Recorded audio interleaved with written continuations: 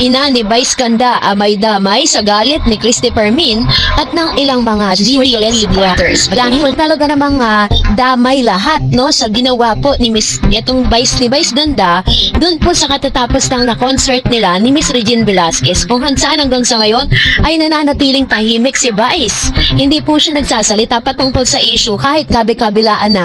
Ang mga backlash dito. Panoorin natin ang updates ni Miss Christopher Min. Ayan, ito'y nagsimula sa paglalaro.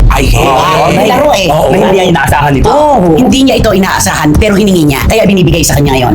Okay, tulad po ng aming sinasabi, bakit galit na galit po ang DDS ngayon kay Vice Ganda? Dito po tayo sa emosyonal na aspeto. Alam naman po natin kung ano ang nagaganap ngayon sa kanilang kampo. Ang kanila pong hinahangaan ang dating Pangulo, ang itinuturing po nilang pinakamahusay na Pangulo na nagkaroon ng Pilipinas. Yun ang kanilang paninindigan.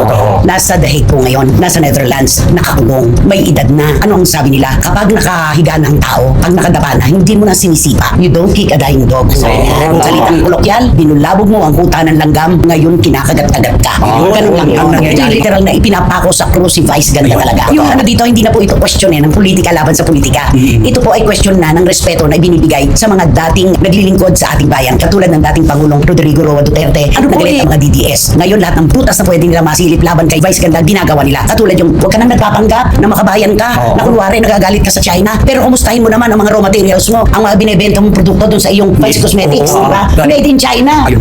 Yun papunta siya sa makeup niya. Pangalawa, ano yung pangalawa? Ito yung pinopromote niyang sugal in online gaming. Na kung saan alam naman natin na sinabi niya ehemplo siya ng mga kabataan at influencer siya. Kung anong sasabihin niya, nakaka-apekto sa lahat. Ang sabi niya noon, wala akong nakitang nagsugal na gumanda ang buhay. Pero pinagkakitaan niya. Di ba nag-endorso siya ng sugal? Ano yung ikatlo? Ay, ikatlo, siyempre, ang tinuputat at ang dinulabog ngayon ng mga DDS, yung kanyang mga commercial.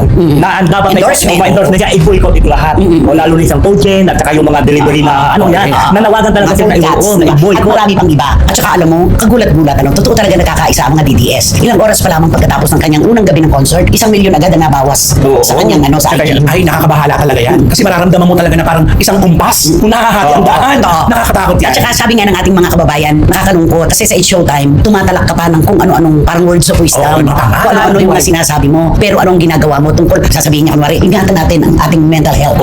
Mental health ang sinasabi mo, pero ikaw ang unang-unang nambubuli. Binibueltahan tuloy ng mga taga-suporta ng ating Pangulo at iba pa, hindi lang yung kanyang mga nakakaawa. Na yung tahimik na hindi nila na-anticipate. Hindi man ako mabueltahan, makabueltahan ang mga mahal ko sa buhay. Dapat tinignan niya yun. Yung pating yun. At saka kung tutuusin po talaga, hindi dapat madamay dito ang kanyang ina. Wala naman pong kasalanan ang nanay niya doon sa pagbibitiw niya ng mga salita na paglalaro. Salita sa paglalaro laban sa dating Pangulo. Pero ano ang nalaman natin? Ano ang sabi ng mga DDS na talagang galit na galit at gusto siyang sugkurin ng ipako sa krus? Anong sabi? Kung saan ang mahinang parte ng katawan mo, doon ka namin bubueltahan.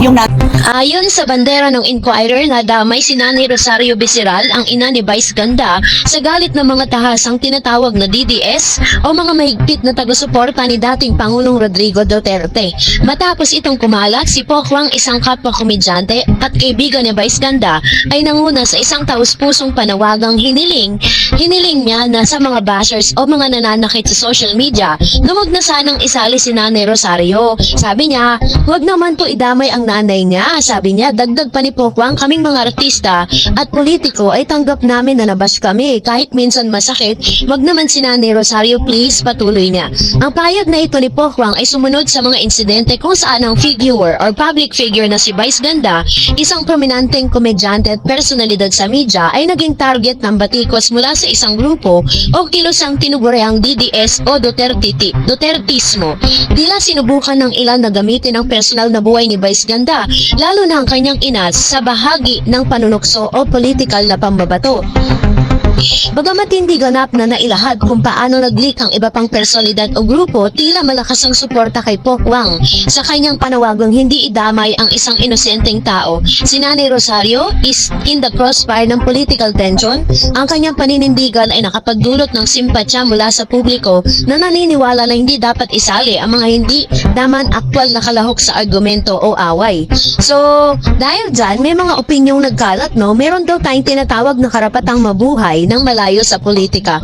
Una sa lahat, pinapakita ng insidenteng ito kung paano kahit ang isang di direktang kalahok tulad ng mga magulang ay maaaring maipit sa intriga at tensyon ng politika. Bagamat natural lamang na maapektuhan ang mga may koreksyon sa kanilang personalidad, dapat panindigan na mayroon pa ring personal na karapatan ang bawat tao na hindi ginagamit bilang biktima ng pambabakbak o pambabatikos. Hindi patas na mailagay sa panganib o posibleng pandalait ang mga hindi sangkot. So, sa pagtatanggol ni Pokwang bilang pagpapakita ng empathy, ang malakas sa panawagan ni Pokwang ay simbolo ng tunay na pagkakaibigan at respeto habang paan ang tensyon sa pagitan ng politika at kultura. Ang kanyang mensahe bagamat simple ay nakakapanindig balahibo dahil pinakita niya ang malasakit sa kapwa, lalo na mga sa taong walang kinalaman sa isyu. Tunay na mahalaga ang ganitong paninindigan kung ang ating lipunan ay magsulong sa respeto ng dignidad ng bawat isa.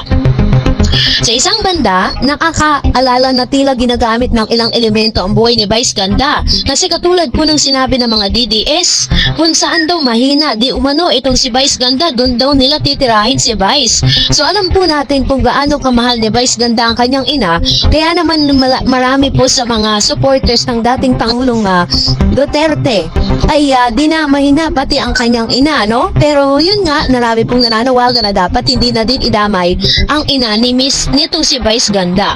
So maganda ring suriin ang papel ng media tulad nitong mga nag-uulat na ito na hanggat hindi nagiging sensationalist o hindi naglalagay sa clickbait ang paksa ay delikado. Sabi diyan, so, bagamat may mga ganitong klase ng mga issue patungkol dito kay Vice Ganda, nananatili naman, no? Sabi niya ganon, na nananatili po na tahimik ito pong si Vice Ganda patungkol sa issue. Kung mapapansin po ninyo, ilang araw na rin siyang absent sa It Showtime, no? Nagpabanding kasi si Vice Ganda sa ilang entertainment press ng Huwebes ng gabi sa kanyang Vice Comedy Club. Pero kabilib-bilina ng mga publicists niyang si Chuck Gomez, good vibes at pure banding lang daw yon. At walang isyong sasagutin si Vice. Dead man na nga si Vice sa mga issue. Bira sa kanya dahil sa mga joke niya na sa very successful two-night Super Divas concert nila ni Regine Velasquez Alcacid sa Araneta Coliseum. Hindi na rin naman kailangan sumagot si Vice dahil may mga nagtatanggol din naman sa kanya. Kahit nga si Congresswoman Leila de Lima ay kumain pa sa fast food chain na iniendorso ni Vice sa kabila ng panawagang i-boycott ang endorsement ng Uncontrollable Star, ha? Anyway, kasama si Vice sa banding na yon with some press people, ang kaibigan niyang si R.S. Francisco. Si R.S. ay inihiritan ng ibang na kumbinsin si Vice sa magsalita na at mangako naman daw nito na next pa banding ni Meme ay kukumbinsin niya ang kaibigan na baka pwedeng magsalita na. So hanggang sa ngayon ay nananatiling tikom ang bibig ni Vice Ganda sa mga issue laban sa mga supporters ng dating Pangulong Duterte. So kayo po, anong inyong saloobin patungkol dito? Comment down below. And that's it for today. For more videos and updates, please don't forget to like and subscribe, and please don't forget to follow my Facebook page, Dar Eds TV. God bless everyone!